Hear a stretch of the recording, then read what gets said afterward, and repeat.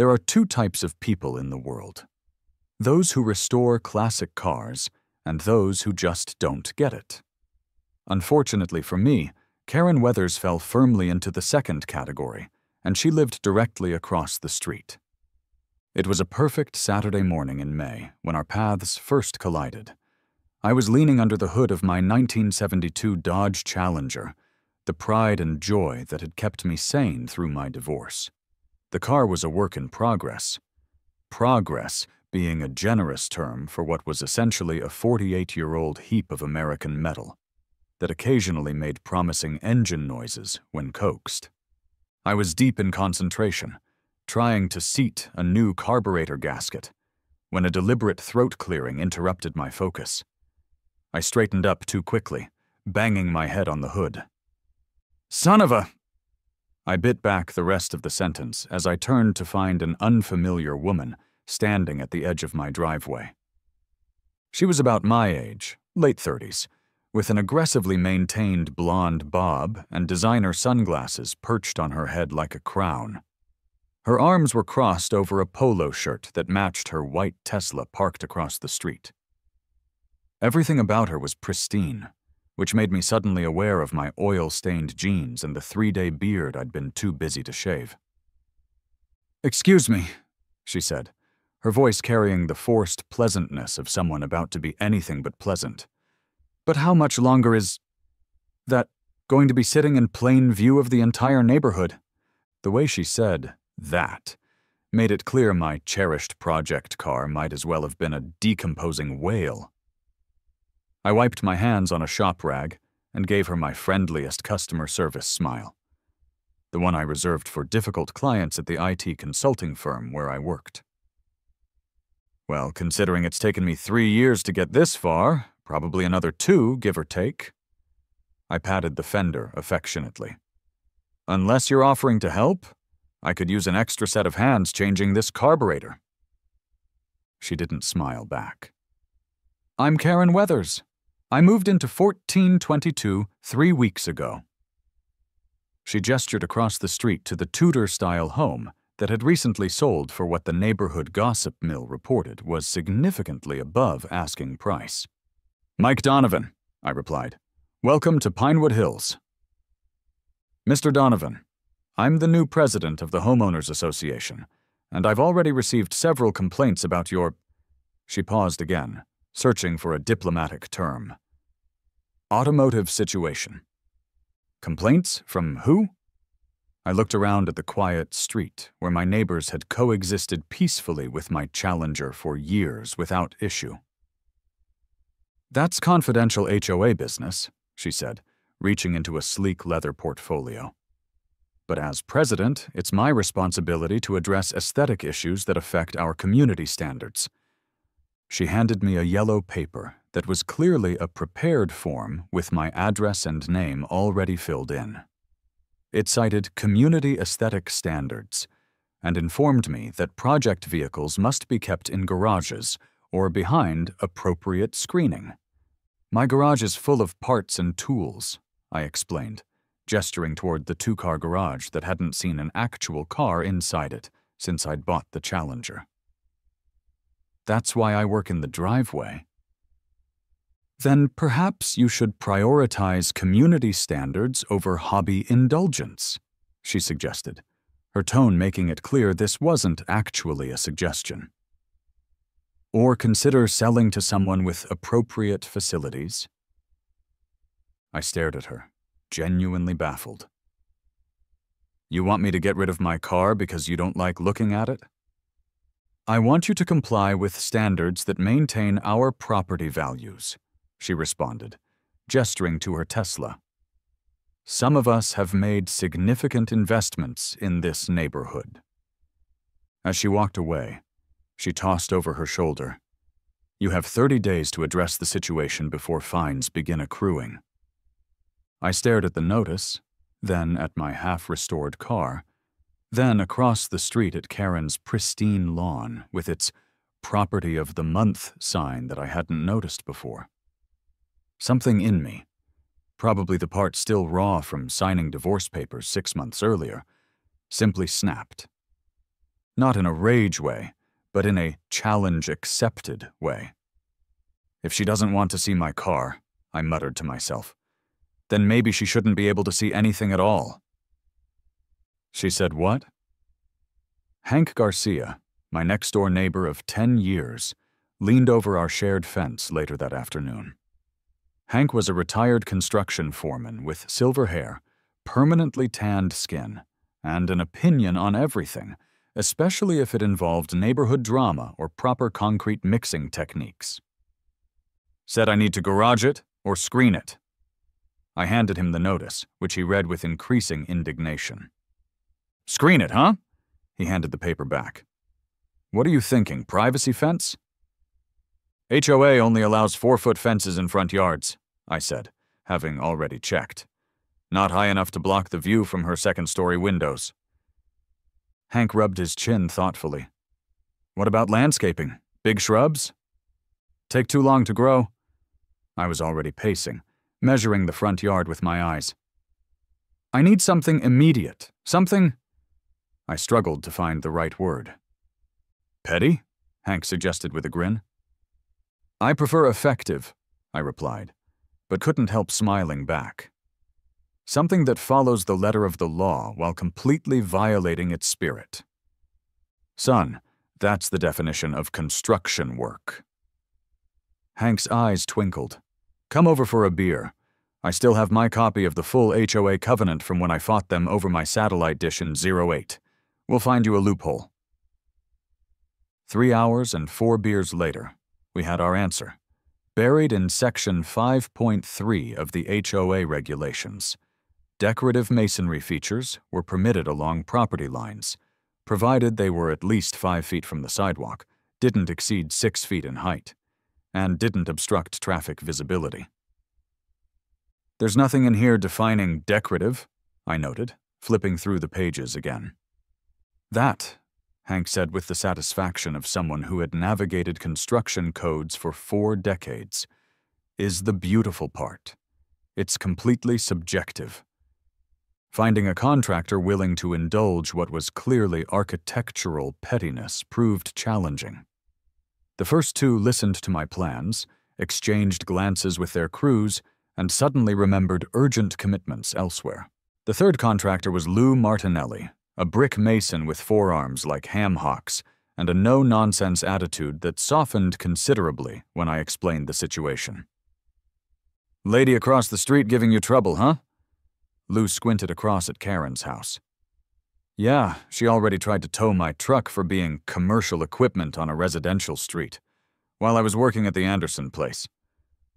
Lou surveyed my property line, pacing it with the practiced steps of someone who measured by stride. Brick's expensive. Cinder block with brick facing would be cheaper. Could do a serpentine design, gives better stability and uses fewer materials. Serpentine? I asked. Yeah, curves back and forth.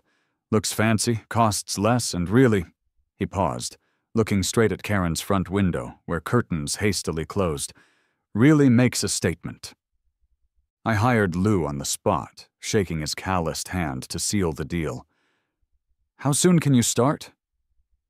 Gotta finish the Anderson job first, and you'll need permits. He pulled out a battered business card. Call the city tomorrow, ask for Frank and permits. Tell him Lou sent you. And Mike? Yeah. Make sure you get everything in writing.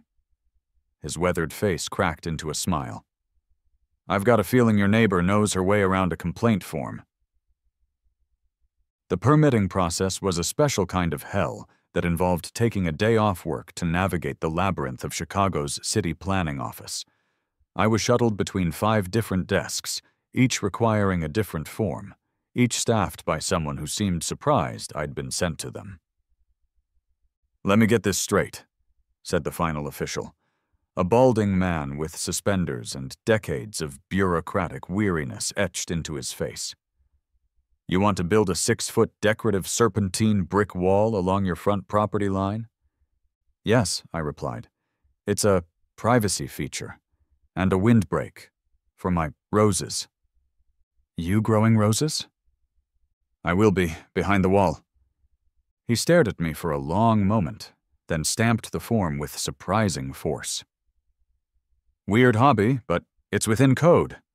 Just remember, no more than 6 feet high, and it needs to be at least 5 feet from the public right-of-way.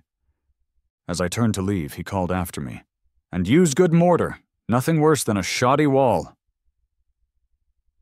Construction began 2 weeks later with an early morning delivery of materials that just happened to block Karen's driveway for 2 hours. Lou arrived with 2 assistants, Miguel and Daryl, who took one look at the situation and immediately grasped the unspoken goal of the project.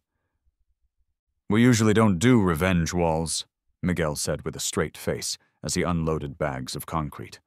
But Lou explained this was a special case. "It's not a revenge wall," I insisted, helping them set up their equipment.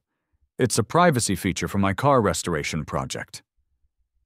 Daryl snorted. "Sure, man. And the Great Wall of China was just to keep out rabbits." The foundation trenching began, creating a mud disaster across my once tidy lawn. Hank brought over folding chairs and a cooler of beer, settling in to supervise as the wall's outline took shape. The serpentine design meandered across my property line, creating what would eventually be a brick wave stretching from near my driveway to the far corner of my lot. Karen wasted no time in confronting me again, this time with an official-looking clipboard and a forced smile that didn't reach her eyes. "Mike, I see you've started a little project here," she said, her voice honey over steel. "Just following HOA guidelines about screening my eyesore," I replied pleasantly. "Wouldn't want to bring down property values." "The HOA does encourage property improvements, but there's a formal approval process for structural changes," she said, producing a form with flourish. "This needs to be submitted 30 days before construction." Lou stepped up, mud-covered and imposing. "Actually, ma'am, we already got city approval." He produced the permit from his shirt pocket. "And according to Section 5.3 of your HOA bylaws, city-approved masonry projects under 8 feet in height are exempt from the pre-approval process." Karen's smile faltered. "How did you—" "I highlighted the relevant section for you," Lou continued, pulling a dog-eared copy of the HOA regulations from his back pocket. "Been doing this for 30 years, ma'am. Know the rules better than the people who write 'em." As Karen stormed off, Lou turned to me with a wink. "My sister's been on our HOA board for 15 years. I built her a koi pond last summer that nearly caused a civil war. This ain't my first rodeo." The foundation was barely set when Officer James Wright pulled up in his patrol car, looking uncomfortable in his neatly pressed uniform. James and I had played football together in high school, and now he was here on official business, which seemed to pain him visibly. "Hey, Mike," he said, not quite meeting my eyes. "Got a complaint about unauthorized construction?" "Got the permits right here, James," I said, producing my paperwork with perhaps a touch too much satisfaction. He reviewed it and sighed. "Yeah, that's what I figured. Look, between us, she's called in 3 complaints today, including one about your contractor's radio being culturally inappropriate." "We were playing NPR," Lou said without looking up from the mortar he was mixing. James rubbed his temples. "Just try to keep it down, and maybe finish quickly?" "We're professionals," Lou assured him. "Should be done in about 2 weeks." 2 weeks? I echoed, surprised. "Quality takes time," Lou said firmly, "especially when someone's watching." As James drove away, I realized my quick revenge project had evolved into something far more substantial. What had started as a simple barrier was becoming a monument to pettiness, and I was surprisingly okay with that. As the first few rows of brick rose from the foundation, the true scale of the project became apparent. The serpentine design created a brick wave across my front yard, already blocking much of Karen's view of my property, including the precious Challenger, which I'd strategically parked to remain visible until the last possible section of wall was complete. Neighbors began to stop by, ostensibly to check on the construction, but really to get the gossip. Rather than hiding my motives, I embraced them, turning the construction into a neighborhood spectacle. I set up a refreshment station with lemonade and cookies, and even a suggestion box for decorative elements that neighbors could propose for the wall. Karen countered by hosting an emergency HOA meeting, which conveniently occurred when I was at work. I arrived home to find another notice tucked into my door, this one warning that my wall may be in violation of the Neighborhood Aesthetic Harmony Clause, a magnificently vague regulation that I suspected had been created specifically for this situation. Realizing I needed professional backup, I consulted Amy Chen, a landscape architect recommended by Hank. She arrived, portfolio in hand, clearly expecting a standard consultation. Her expression when she saw the half-built serpentine wall was priceless, a mixture of confusion, professional interest, and barely suppressed amusement. "That's certainly a statement," she said diplomatically, pushing her black-framed glasses up her nose. "The statement is, mind your own business," I explained. "But I need to make it look legitimate enough that the HOA can't force me to tear it down." Amy studied the construction, then looked across at Karen's house, then back at my car. A slow smile spread across her face. "You know, with the right landscaping, we could turn this from petty revenge into what looks like a legitimate architectural choice. Have you heard of defensive landscaping?" "Is that landscaping you can defend in court?" I asked. "It's using plants as psychological and physical barriers," she explained. "But yes, also defensible in HOA disputes." Amy drew up plans for plantings that would complement the wall, softening its appearance while still maintaining the visual barrier. She suggested climbing roses, making my lie to the permit office retroactively true, ornamental grasses, and even a small water feature. "The fountain noise will drown out your car work," she pointed out practically, "and water features increase property values. She'll have to either admit your improvements are beneficial or argue against something that's making her own house worth more." I was impressed with Amy's strategic thinking, which seemed to combine aesthetic knowledge with a surprisingly devious understanding of neighborhood politics. "You seem to really get what I'm going for here," I said as she finished her presentation. "My mother is on her third HOA president recall petition," Amy replied with a shrug. "I grew up in the trenches of suburban warfare. This is amateur hour compared to the solar panel showdown of 2012. Karen's response to the growing wall was to file a formal complaint with the city about potential drainage issues. This brought a city inspector to my property, who happened to be Lou's poker buddy. They had a long technical conversation about French drains and soil grading, peppered with inside jokes and barely concealed laughter. The inspector signed off on the project, but advised some additional drainage channels, just to be safe. These channels, when dug, directed rainwater into a new decorative rain garden on the side of my property closest to Karen's perfectly manicured lawn. "Shouldn't affect her property at all," Lou assured me with a straight face, "unless we get one of those 100-year storms, or, a regular Chicago spring." As the wall neared completion, I decided it needed something special to truly qualify as decorative masonry. After consulting with Lou, we added recessed lighting that illuminated the wall at night, along with 3 mosaic sections made from broken pottery and colored glass. The largest mosaic, positioned most visibly from Karen's house, was an abstract design that, from a certain angle, resembled a classic car. From another angle, it could be interpreted as a raised middle finger, though I maintained it was a flame pattern representing my passion for restoration. Amy's landscaping plan came to life as well, with fast-growing ivy, climbing roses, and ornamental grasses that softened the wall's appearance while enhancing its role as a visual barrier.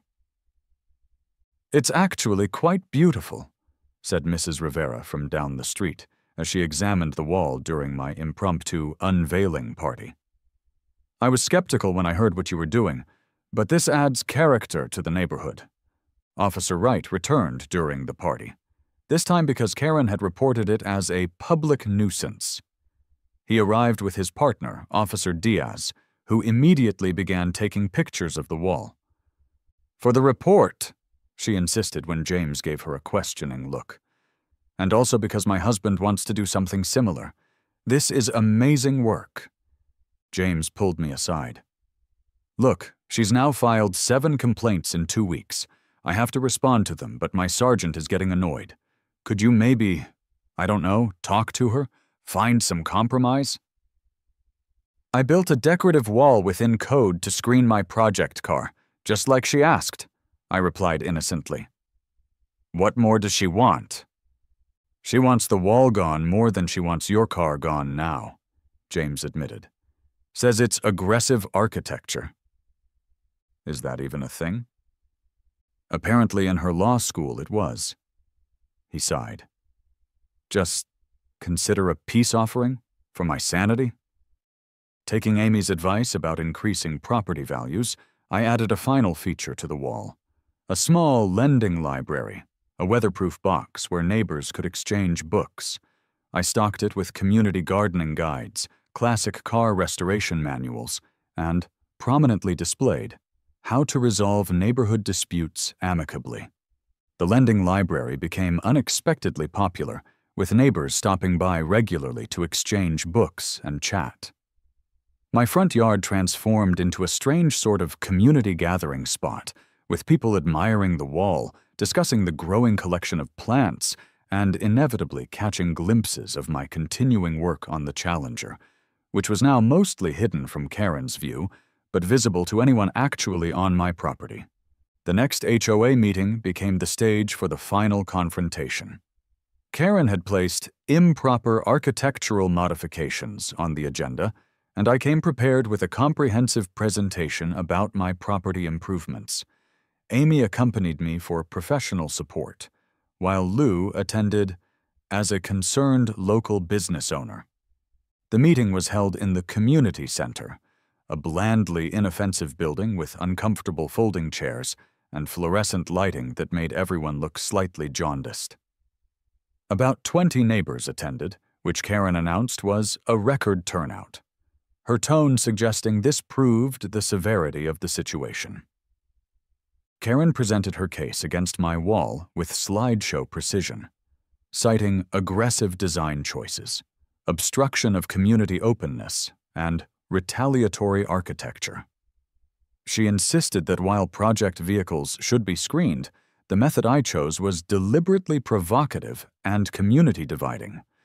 When it was my turn, I calmly presented before and after property value assessments, prepared by a realtor friend, water conservation statistics for my new rain garden, and a petition signed by neighbors supporting my creative community improvement.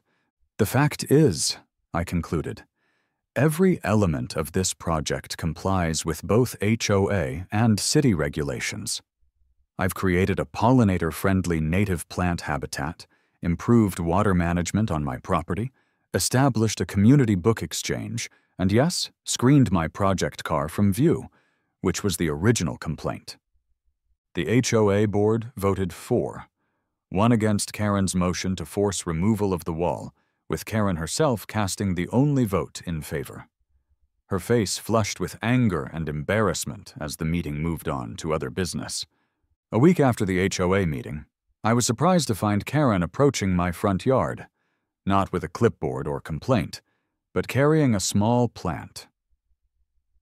"Peace offering," she said stiffly, holding out a potted climbing hydrangea. "For your wall." I accepted it cautiously. "What brought this on?" "My realtor called yesterday," she admitted reluctantly. 3 houses on this street have received offers above asking price in the past month. She said buyers are loving the unique character and community feel of the neighborhood. Karen gestured vaguely toward my wall and its now bustling lending library. "Apparently your statement piece is good for property values after all." "So you're saying capitalism won?" A reluctant smile cracked her carefully maintained facade. I'm saying I may have been overzealous in my approach to neighborhood improvement. That's almost an apology. Don't push it, she warned, but there was less ice in her tone. She glanced at my car, now visible as I had the garage door open for the day's work. Is that actually a '72 Challenger? You know cars? I asked, surprised. My father restored a '69 Charger when I was growing up. Something like nostalgia flickered across her face. I used to help him on weekends. Want to see the engine? I offered, surprised to hear myself extending the olive branch. Just finished rebuilding the transmission last week. She hesitated, then nodded. I suppose I should see what all the fuss was about. 1 year later, the wall had become a neighborhood landmark, featured in a local magazine article about creative property improvements. The lending library had expanded to include a monthly book club that met in my driveway during good weather. The Challenger was finally complete, its glossy, restored finish catching the sun as I backed it out of the garage for the first official neighborhood drive. Several neighbors had gathered for the occasion, including Hank, Lou, and Amy, who had become more than just my landscape architect in the intervening months. As I revved the engine, appreciating the deep rumble that had taken countless hours to perfect, Karen emerged from her house, crossing the street with something in her hand. You forgot the finishing touch, she said, handing me a small package. Inside was a vintage keychain with the Dodge logo. It was my father's, she explained. He would have appreciated someone doing the restoration, right? I clipped it to my new keys. Want to go for the first ride? I thought about installing a brick wall in the back seat, but I didn't want to be petty. She actually laughed. I think we've both built enough walls for one lifetime. As we pulled away for a drive around the neighborhood, Amy and Lou put the finishing touches on our newest project, a community vegetable garden in the vacant lot at the end of the street, a collaboration between myself and the HOA, reluctantly but effectively led by Karen, who, as it turned out, had quite the green thumb when she wasn't seeing red. You know, I said as we cruised down Main Street, sometimes the best views come after someone blocks the old one. Just drive, Karen replied. But she was smiling as the wind whipped through the open windows of my once controversial, now celebrated Challenger. I adjusted the rearview mirror, catching a glimpse of my serpentine wall receding in the distance. Still standing, still blocking, still connecting in ways I'd never anticipated. It had started as a barrier built from spite, but somehow transformed into a bridge, which, if I'm being honest, was a much better view than the car had ever been.